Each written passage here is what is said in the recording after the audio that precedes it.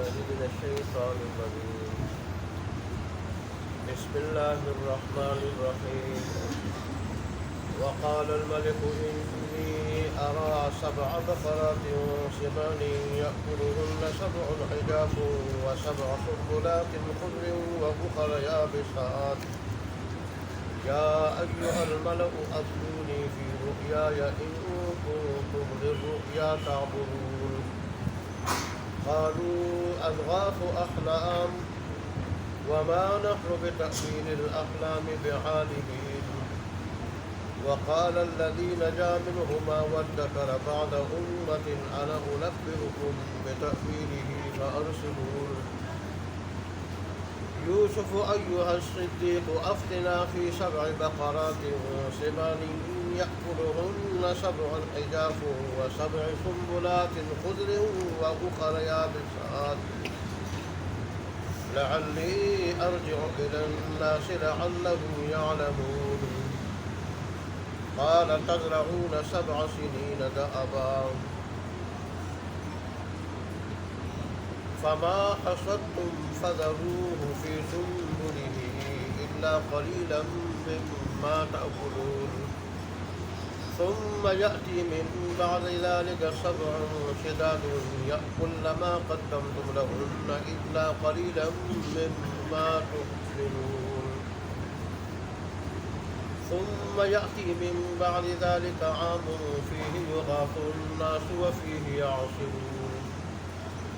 صدق الله مولانا العظيم وصدق رسوله النبي الأمي الكريم ونحن على ذلك لمن الشاهدين والشاكرين والحمد لله رب العالمين. گزشتہ آیات میں یوسف علیہ السلام کی جیل میں تبلیغ کا ذکر تھا کہ آپ نے قیدیوں کو تبلیغ کی، اللہ تبارک و تعالیٰ کی وحدانیت کا درس دیا اور شرک سے ان کو منع کیا، اور یہ فرمایا کہ دیکھو ایک اللہ تبارک و تعالیٰ کے سامنے سر رکھو اور اسی سے اپنی ضروریات حاجات مانگو، اسی کی عبادت کرو، یہ بہتر ہے یا مختلف دروں پہ پھرتے جاؤ، مختلف دروں پہ پھرتے رہو، بھٹکتے جاؤ، یہ بہتر ہے؟ فرمایا یہ بہتر ہے کہ ایک اللہ تبارک و تعالیٰ کے در کو اپناؤ جو سب کچھ جانتا ہے اور اسی سے اپنی ساری ضروریات مانگو، اسی کے ساتھ کسی کو شریک مت ٹھہراؤ۔ اور پھر یہ بھی فرمایا کہ جو کچھ تم نے یہ معبود بنائے ہیں یہ تو وہ نام ہے جو تم نے خود رکھے، ان کے خود تجویز کیے ہیں آپ نے اور تم نے اور تمہارے آباء و اجداد نے، اللہ نے اس پہ کوئی دلیل نہیں اتاری، یہ ایک بے دلیل بے سند چیز ہے جو تم نے خود گڑھ لی ہے، اور ظاہر ہے اس کا وبال دنیا آخرت دونوں میں برا ہوگا۔ حکم صرف اللہ کا چلتا ہے، اللہ کے سوا کسی کا نہیں چلتا۔ یہ تو ظاہر ہے بے جان مورتیاں ہیں، یہ کیا کچھ کر سکتے ہیں؟ ان میں تو جان ہی نہیں ہے، یہ تمہیں کیا کچھ دے سکتے ہیں؟ دینے والا وہ ہے اور حکم بھی اسی کا چلتا ہے، حکومت ہر چیز اسی کی ہے، لہذا اس اللہ نے حکم دیا ہے کہ تم اسی کی عبادت کرو، اس کے سوا کسی کی عبادت نہ کرو، اور یہی مضبوط سیدھا راستہ ہے، لیکن اکثر لوگ اس کو سمجھتے نہیں ہیں، عقل سے کام نہیں لیتے۔ اس کے بعد پھر آپ نے دونوں ساتھیوں کو تعبیر دکھا، تعبیر بتائی کہ تم میں سے ایک اپنے صاحب کا منصب پہ دوبارہ لگ جاؤ گے، پہلے بھی بادشاہ کے لیے شراب بنانے والے پلانے والے تھے اور اب بھی اسی پہ دوبارہ لگ جاؤ گے، اور دوسرے کو کہا کہ تمہیں سولی پہ لٹکا دیا جائے گا اور تیرے سر سے پرندے نوچ نوچ کے گوشت اتار کے کھائیں گے، اور پھر فرمایا کہ یہ وہ فیصلہ ہے جو ہو چکا ہے۔ پھر اس کے 3 دن بعد میں نے جیسے کل آپ کو بتایا تھا آرڈر آیا، تو ایک اپنے منصب پہ بحال ہوا اور دوسرا اس کو سولی پہ لٹکا دیا گیا۔ لیکن جس آدمی نے بچنا تھا اس کو یوسف علیہ السلام نے کہا تھا کہ جا کے بادشاہ کے سامنے میرا ذکر کرنا، ممکن یہ جزوی واقعہ تھا، بادشاہ کو پتہ نہ چلو، یا پتہ تو چلا ہو یہ پتہ نہ ہو قصور کس کا ہو، تو اس لیے کہا کہ بادشاہ کو کہہ دینا بےقصور آدمی جیل میں پڑا ہوا ہے تو اس کی رہائی کا کچھ انتظام کر دو. لیکن وہ آدمی جب جا کے شاہی محل کی عیاشیوں میں مصروف ہوا، مزوں میں مصروف ہوا، تو وہ بھول گیا. لیکن اللہ جب اپنے بندوں کو رہائی دیتا ہے اس کے لیے غیب سے اسباب بناتے ہیں. غیب سے وہ تو بھول گیا جس کی وجہ سے یوسف علیہ السلام کئی سال جیل میں رہے، 7 سال یا 9 سال یا 12 سال مختلف روایتیں ہیں. لیکن پھر اللہ تبارک و تعالیٰ نے جب آپ کی رہائی کا انتظام کیا تو سبب اس کا کیا بنا؟ بادشاہ کا خواب. بادشاہ کا خواب. آج کی آیات میں اس خواب کا ذکر ہے. بادشاہ نے جب خواب دیکھا کہ سمندر سے 7 موٹی تازہ اور فربا گائے نکلی ہیں، موٹی اور فربا گائے نکلی ہیں، اور پھر دوسری 7 لاغر گائے ہیں، دبلی پتلی لاغر گائے. ان گایوں کو کھا رہی ہے، نگل رہی ہے، کھا رہی ہے. لیکن ان فربا اور موٹی تازہ گایوں کے کھانے سے بھی ان کی صحت پہ کوئی اثر نہیں پڑتا. وہ اسی طرح لاغر اور مریل ہے. اور ایسے ہی بادشاہ نے دیکھا کہ 7 سرسبز و شاداب خوشیں ہیں اور ان کے اوپر 7 اور خشک خوش ہیں، وہ ان کو لپٹ رہے ہیں. ان کے ساتھ کیا ہو رہے ہیں؟ لپٹ رہے ہیں. اور اس طرح جب وہ لپٹ رہے ہیں تو اس کی وجہ سے وہ جو سرسبز و شاداب بالیاں ہیں، خوشیں ہیں، وہ بھی خشک ہو رہے ہیں. کیا ہو رہے ہیں؟ خشک ہو رہے ہیں. بادشاہ نے یہ خواب دیکھا، بڑا پریشان ہوا. درباریوں کو بلایا جن میں یہ ایک قیدی جو رہا ہوا تھا یہ بھی درباری تھا. تو سب کو بادشاہ نے کہا میں نے یہ خواب دیکھا، مجھے اس خواب کی تعبیر دو اگر تم خواب کی تعبیر جانتے ہو. اب ظاہر وہ تعبیر کو جانتے تو تھے نہیں. وقتی طور پہ انہوں نے بادشاہ کو، درباریوں نے جھوٹی تسلی دے کے بادشاہ کو ٹالنے کی کوشش کی، لیکن بادشاہ کو تسلی نہیں. اور یہ باتیں، یہ جو رہا ہوا تھا اور جس نے نجات پائی تھی اور سابقہ منصب پہ دوبارہ بحال ہوا تھا، یہ باتیں اس نے بھی سن لی. اس نے کان کھڑے کیے، یہ باتیں اس نے سن لی. تو یوسف علیہ السلام کی یاد آ گئی. تو یوسف علیہ السلام نے میرے کو ڈیوٹی لگائی تھی بادشاہ کے سامنے تذکرہ کرنا، میں تو بھول گیا ہوں. تو یہ کہنے لگا مجھے بھیج دو تو میں ابھی اس کی صحیح تعبیر، صحیح تعبیر تمہارے پاس لے آتا ہوں. چنانچہ انہوں نے بھیج دیا. جیل پہنچا، وہاں یوسف علیہ السلام کے پاس پہنچا اور یوسف علیہ السلام سے کیا کہنے لگا کہ اے سچے یوسف، راست باز یوسف. صدیق اس کو کہا جاتا ہے کہ جو ہمیشہ سچ بول کے اللہ تبارک و تعالیٰ کے یہاں سچا لکھ دیا جائے.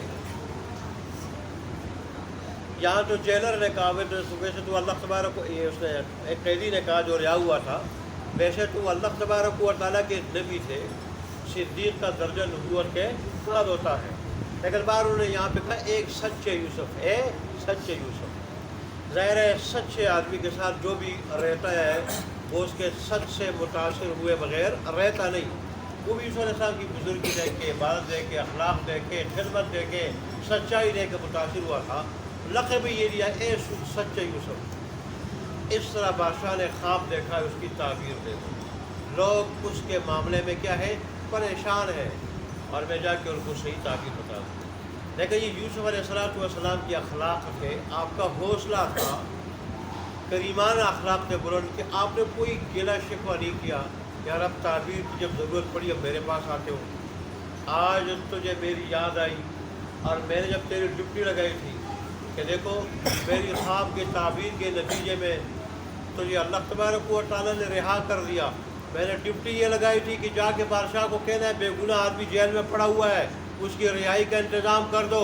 تو تم جا کے تم اس بات کو تم نے بھلا دیا، کوئی گلہ شکوہ نہیں کی، کوئی گلہ شکوہ نہیں کیا. اور پھر مزے کی بات یہ ہے کہ یوسف علیہ السلام نے صرف خواب کی صحیح تعبیر نہیں بتائی، بلکہ خواب کی جو تعبیر کے ضمن میں جو مصیبت قوم پہ آنے والی تھی اس مصیبت سے بچنے کی تدبیر بھی بتائی، مصیبت سے بچنے کی تدبیر بھی بتائی، اور فرمایا کہ اس طرح تم اس مصیبت سے جو ہے وہ اپنے آپ کو بچاؤ۔ خواب کی تعبیر کیا دی؟ فرمایا کہ یہ جو آپ نے 7 بوٹی اور فربہ گائے دیکھے ہیں یہ خوشحالی کے 7 سال ہوں گے۔ تم مسلسل سال تک کھیتی باڑی کرو گے، مسلسل محنت کے ساتھ جم کے کھیتی باڑی کرو گے، ٹھیک ہے؟ تو اس کے بعد پھر 7 سال خوشحالی کے اور قحط کے آئیں گے، اور اتنا سخت قحط ہوگا کہ ان 7 سالوں میں تم نے جو کچھ تم نے کاش کیا ہوگا سب قبول نگل جائیں گے وہ 7 سال۔ ایسے ہی جو خوش بالیاں ہیں اس کی بھی یہی تعبیر ہے۔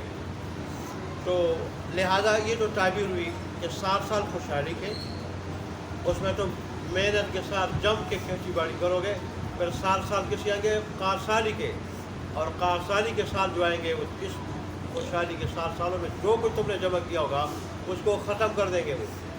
لہٰذا تم نے اس طرح کرنا کہ جو کچھ تم کاشت کرو اور پھر کاٹو، تو کاٹنے کے بعد خوشوں سے غلہ سارا کا سارا خوشوں سے نہ نکالنا، بلکہ اپنی ضرورت کے مطابق خوشوں سے نکالنا، اور باقی جو ہے اسٹور کرنا، محفوظ رکھنا، ضائع نہیں کرنا۔ اس طرح 7 سال جو خوشحالی کے سال ہوں گے اور فراوانی کے سال ہوں گے، ان میں اس طرح کرو گے تو پھر قحط کے سالوں میں تم پریشان نہیں ہوں گے۔ اور پھر اس کے بعد یہ 14 سال ہو جائیں گے، 7 سال خوشحالی کے، 7 سال قحط کے۔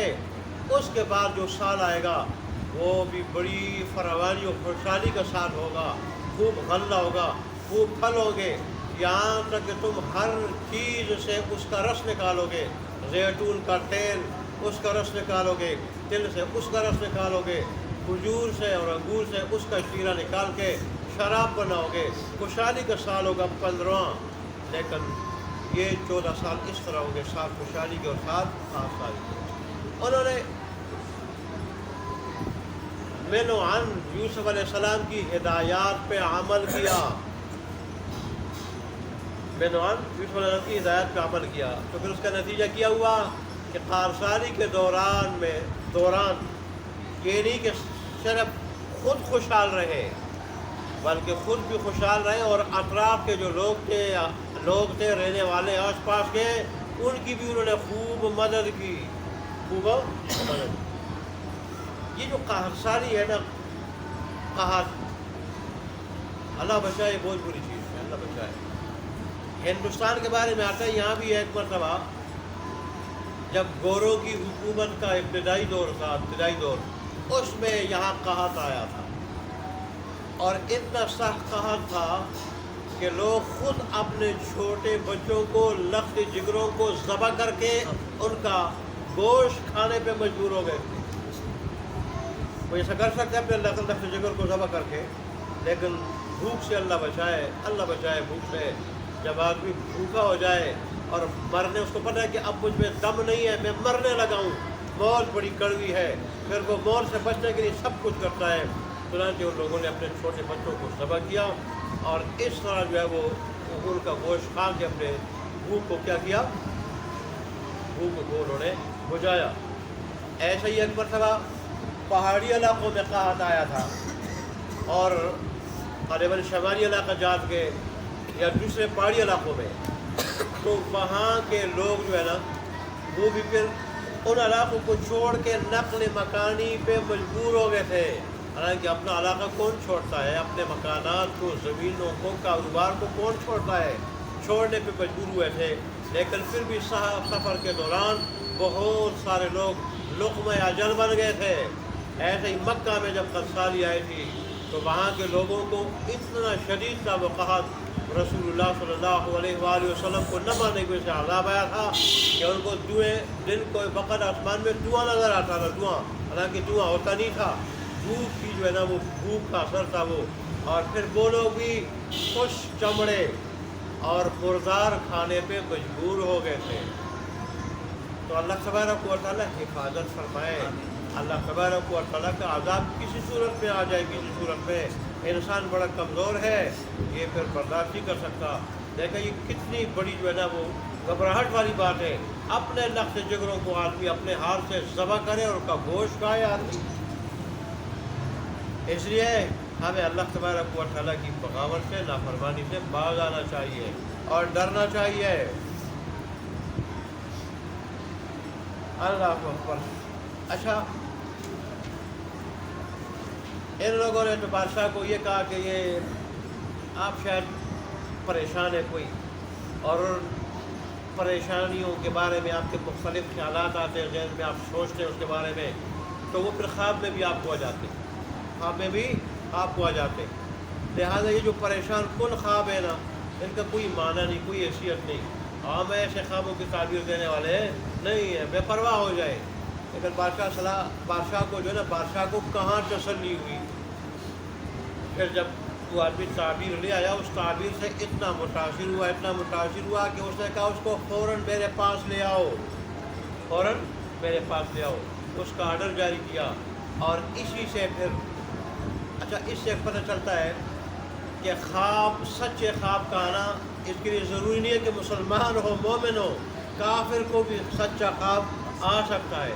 اور پھر یہ بھی اسے بات کا پتہ چلتا ہے اس بات کا کہ خواب بھی ایک حقیقت ہے, خواب بھی ایک حقیقت ہے, ٹھیک. اور وہ کبھی جھوٹا بھی ہو سکتا ہے, کبھی سچا بھی ہو سکتا ہے. بہرحال اس نے کہا کہ یہ تو ظاہر ہے بڑا کمال والا آدمی ہے, بڑا کمال والا آدمی ہے. اور یہ جو قیدی جو پاس پہنچا تھا, رہا ہونے کے بعد دوبارہ خواب کی تعبیر لینے کے لیے وہ کہا کہ جا کے لوگوں کو پتہ چلے. ایک کا یہ مطلب نہیں کہ تعبیر کا پتہ چلے, وہ انتظار کر رہے ہیں. دوسرا یہ کہ آپ کے کمال کا پتہ چلے, آپ کے کمال کا. ایسا کمال والا آدمی جیل میں بے گناہ پڑا ہوا ہے اور اس کا آرڈر جاری ہو جائے. تو جیسے ہوا بادشاہ نے کہا اس کو میرے پاس لے آؤ. اس کا ذکر اگلی آیات اگلے درس میں ہوگا. اللہ تبارک و تعالیٰ اس کا جو مقصد ہے وہ میں نصیب فرمایا. ترجمہ دیکھنا. وقال الملک, اور کہا بادشاہ نے, انی اری سبع بقرات, بے شک میں دیکھتا ہوں 7 گائے. کس طرح گائے ہیں؟ سمانن, موٹی اور فربا, ٹھیک, موٹی تازی اور فربا. یأکلہن, کہ کھا رہی ہے ان کو, 7 عجاف, 7 لاغر اور دبلی پتلیاں گائیں. و7 سنبلات خضر, اور دیکھ رہا ہوں میں 7 سرسبز و شاداب باریوں کو. وأخر یابسات, اور دیگر خشک باریوں کو. یا ایھا الملأ, اے درباریوں, افتونی, جواب دو مجھے, فی رؤیایا, میرے خواب کے بارے میں مجھے جواب دو. ان کنتم, اگر ہو تم, للرؤیا تعبرون, خوابوں کی تعبیر دیتے, اگر ہو تم خوابوں کی تعبیر دیتے. قالو, کہا انہوں نے, اضغاث و احلام, یہ پریشان کن خواب ہے. کیا ہے؟ پریشان کن خواب ہے. وما نحن بتأویل الاحلام, اور ہم نہیں ہیں پریشان کن خوابوں کی تعبیر کو بعالم, جاننے والے. وقال الذی, اور کہا اس آدمی نے کہ جس نے نجا منہما, نجات پائی تھی ان 2 قیدیوں میں سے. وذکر بعد امت, اور اس کو یاد آیا, ٹھیک, بعد ایک مدت کے. کون یاد آیا؟ یوسف علیہ السلام یاد آئے. یہ امت کا لفظ بھی بڑا کمال والا ہے.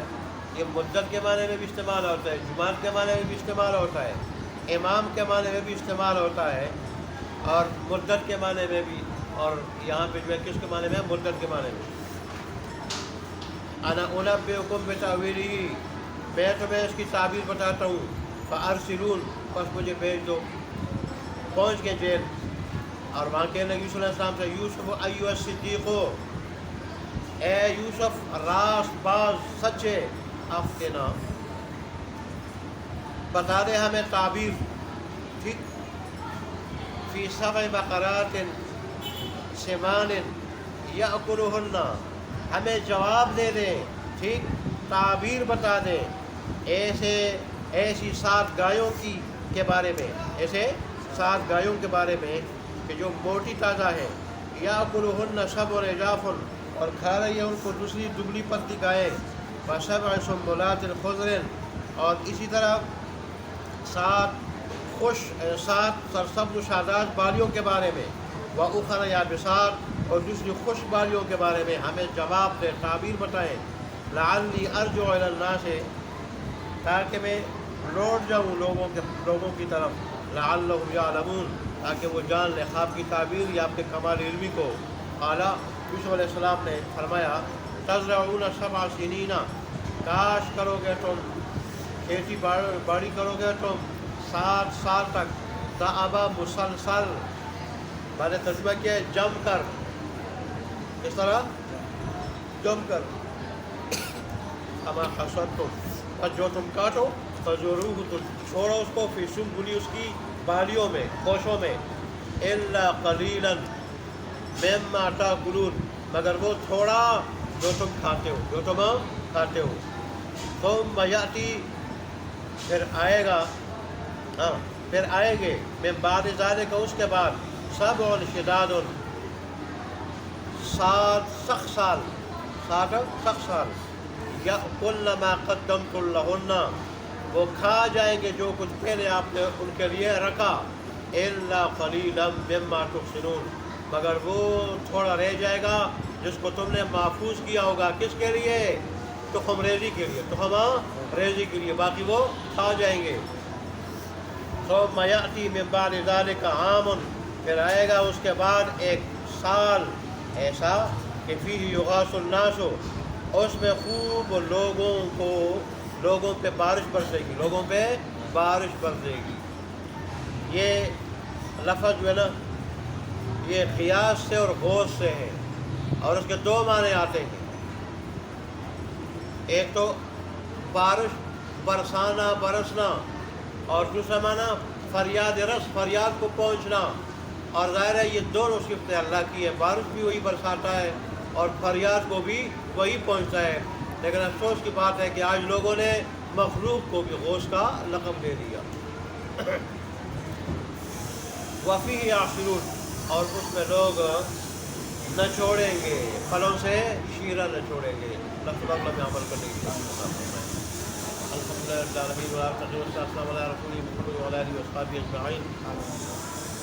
रब्बना ज़लमना अनफुसना व इन लम तग़फिर लना व तर्हमना लनकुनन्ना मिनल ख़ासिरीन। रब्बना आतिना फ़िद दुनिया हसनह व फ़िल आखिरति हसनह व क़िना अज़ाबन्नार। اللهم انك عفو كريم تحب العفو فاعف عنا مولانا. اللهم انا نعوذ بك من فتنة المحيا والممات. اللهم انصر الاسلام والمسلمين، اللهم اعز الاسلام والمسلمين. اللهم انصر من نصر دين محمد صلى الله عليه وسلم واجعلنا منهم. اللهم اخذل من خذل دين محمد صلى الله عليه وسلم ولا تجعلنا منهم. رحمانك وطلع من كنت كل سنة وسلام في بارگاہ میں قبول منظور فرما. اس میں جو ہے سلام اپنا مقدر فرمایا ہوا وہ ہمیں نصیب فرما. رحمانک وتعالی کہ ہمیشہ کے لیے میں اپنے دین کی باتیں سننے اور سنانے کی، اور پھر ہم سب کچھ پرسوں کی طرف مکمل عمل کرنے کی کوشش عطا فرما. رحمانک وتعالی اس مجلس کو ہماری نجات کا ذریعہ بنا دے، ایسی نجات میں اس کے بعد شرک کرنا ہو.